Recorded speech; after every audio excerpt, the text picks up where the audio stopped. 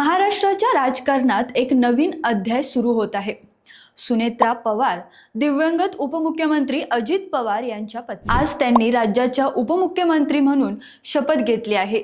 अजित पवारांच्या अचानक जाण्यानंतर केवळ कुटुंबच नव्हे तर पक्षही हादरला आहे। अशा भावनिक आणि राजकीय अस्थिरतेच्या काळात सुनेत्रा पवार यांच्यावर मोठी जबाबदारी आली आहे।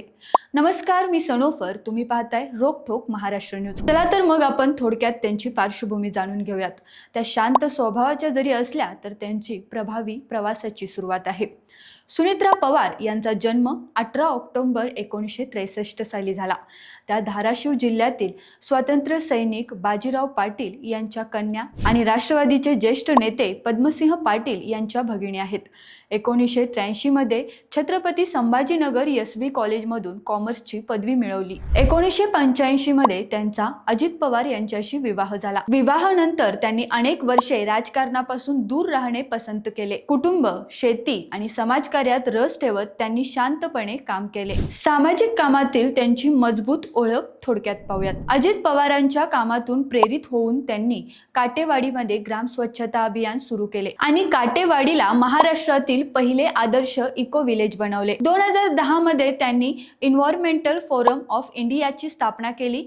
जलसंधारण, वृक्षारोपण आणि पर्यावरण संवर्धनासाठी मोठी चळवळ उभारली। बारामती हायटेक टेक्सटाईल पार्कच्या माध्यमातून 15,000 ग्रामीण महिलांना रोजगार उपलब्ध करून देणे हा त्यांचा ठसा उमटवणारा उपक्रम मानला जातो। राज्यातील 86 गावांमध्ये निर्मल ग्राम मोहीम, प्रोजेक्ट मेघदूतद्वारे बारामती टँकर मुक्त आणि विद्या प्रतिष्ठानच्या विश्वस्त म्हणून दीर्घकाळ केलेले व्यवस्थापन त्यांनी त्यांची सामाजिक नेतृत्व क्षमता सिद्ध केली आहे। समाजकार्यानंतर आता आपण राजकारणाकडे वळूयात। राजकारणामध्ये त्यांचा प्रवेश, आव्हान आणि त्यांची संधी पाहूयात।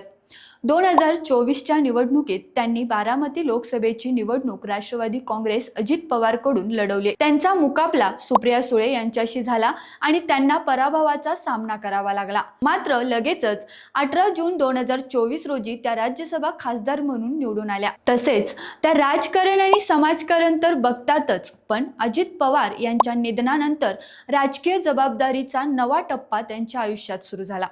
ते म्हणजे 28 जानेवारी 2026 रोजी अजित पवारांच्या निधनानंतर संपूर्ण पवार कुटुंब कोसळून गेलं।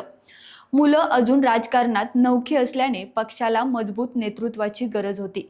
त्यामुळे सुनेत्रा पवार यांच्यावर उपमुख्यमंत्री पदाची जबाबदारी सोपवण्याचा निर्णय पक्षाने घेतलाय। आता त्यांच्यासमोर दोन मोठी कामे उभी आहेत, ते म्हणजे कुटुंब सावरणे आणि दुसरं म्हणजे अजित पवारांच्या राजकीय वारशाला दिशा देणे। अशाच नवनवीन अपडेट पाहण्यासाठी रोकटोक महाराष्ट्र न्यूजला सबस्क्राईब करा, लाईक करा, शेअर करा आणि कमेंटमध्ये तुमचं मत नक्की कळवा।